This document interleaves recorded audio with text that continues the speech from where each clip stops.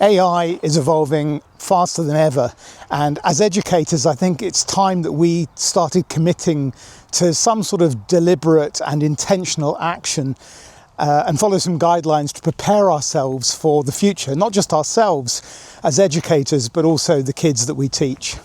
If we haven't met before, my name's Andy. I'm in my third decade as a high school teacher, and I got involved in AI a couple of years ago now. And even though English is my primary subject, I'm really committed to try and figure out ways in which I can leverage AI to improve the quality of my work-life balance, but also to improve the quality of the educational opportunities I'm providing to the kids I teach. And it's not just in schools, of course, where we're seeing AI have a massive impact. 60% of CEOs say that they have now appointed a chief AI officer, and another 20% of businesses say that it's their intention to appoint some point in the 25-26 calendar year. The World Economic Forum also predicts that there will be a 20x growth in the global AI market by the end of 2030, and most think that that's an underestimate. In other words, things are moving fast. And so here are 5 guidelines that I would recommend and that I'm embracing myself to try and prepare for what's coming next. Number 1, don't ignore it. Goodness knows our lives are busy as it is in schools with all the marking and the planning and all of the various other things that we do. But AI is only accelerating, and the longer we leave it, the harder it's going to be to get involved. This doesn't mean that we need to make some sort of radical change to our working practices. It can be literally a small step that you take each week, dipping your toes by trying out a new tool, perhaps subscribing to a YouTube channel, and if you haven't done so already, why not start with mine? And that way you can keep up to date with tools and techniques as they evolve. The second thing that you can do is develop your AI literacy.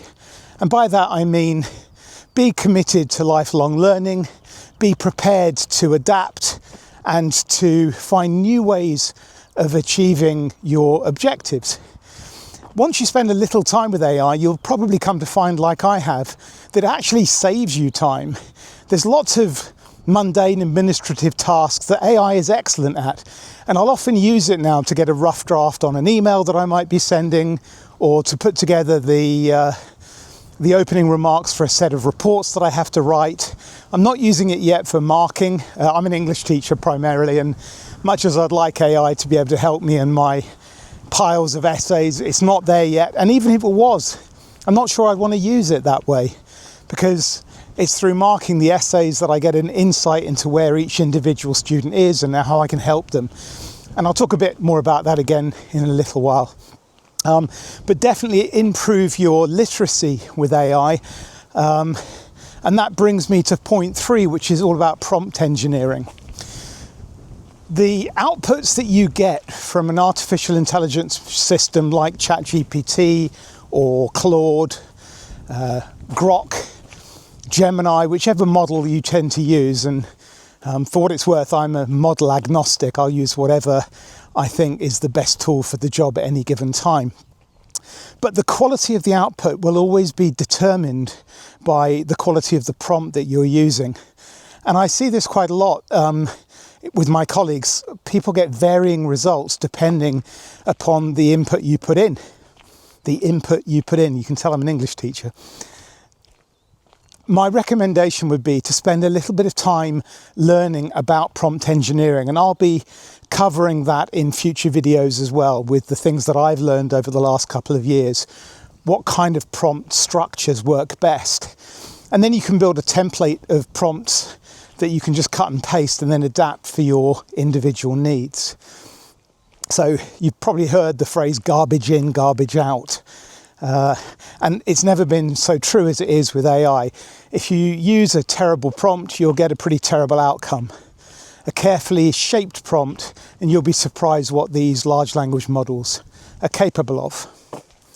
Number 4 is start to think about yourself as an AI agent manager, because as things evolve, I'm pretty sure that that's the direction we're going to be heading in the next year to 2 years. Imagine if the school budget was such that you had available to you a part-time developer who would code on your behalf to create interactive learning apps. You had a PA who was dedicated to assist you in all your administrative needs, and you had a research assistant to go out there and do additional research for you on the schemes of work and lesson planning that you're putting together. And imagine that you had a meeting with them once or twice a week where they'd come together and you could task them with offloading some of the work that you don't have time for, and then they can come back to you with their results, and you can then compile them together to be able to focus on where you, as a deliverer of lessons, can best serve your kids. That's where we are right now and where we're heading. Artificial intelligence is never going to replace teachers, and I'll say more about that in a moment, in my opinion, but it's definitely going to augment what we do and accelerate what we can achieve in the time that we have. So that brings me on to point number 5, which is, I think, a way that we can prepare for the evolution of artificial intelligence in schools is by leaning in to what makes us unique as human beings. There are some things that AI is extraordinary at: pattern recognition, the completion of repetitive tasks, data processing. But at least for now, there are some things where humans still excel: emotional intelligence and empathy, the ability to inspire, the ability to find nuance in any given communication. And it's there where I think that we should be emphasising and upskilling so that a clear distinction can be made between what we as educators can offer and what AI can do in our stead. There's the CEO of Duolingo, the language learning app. I can't recall his name. I did make a note. Just give me a second. Louis von Ahn, or Ahn. He made a somewhat controversial statement this week whilst on a podcast by saying that he felt that artificial intelligence systems were already able to achieve better learning outcomes than human beings, were more scalable in terms of costs, and that he thought it was just a matter of time before AI replaced teachers. Now, he's rolled back that comment since he made it, but his one argument for why teachers may still have a role in society was that we're still going to need childcare, which I thought was a very disingenuous comment and doesn't really reflect an understanding of what we do. And then I thought a little bit more on this, and I thought, you know what? Childcare is what I do, in that I care for the whole child, or at least I try to, in the way that I teach my lessons.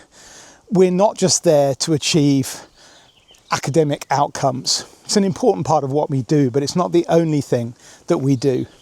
The reason why I came into teaching and why I stay in teaching 25 years later is not to teach the nuances of the semicolon, much as I love that punctuation mark.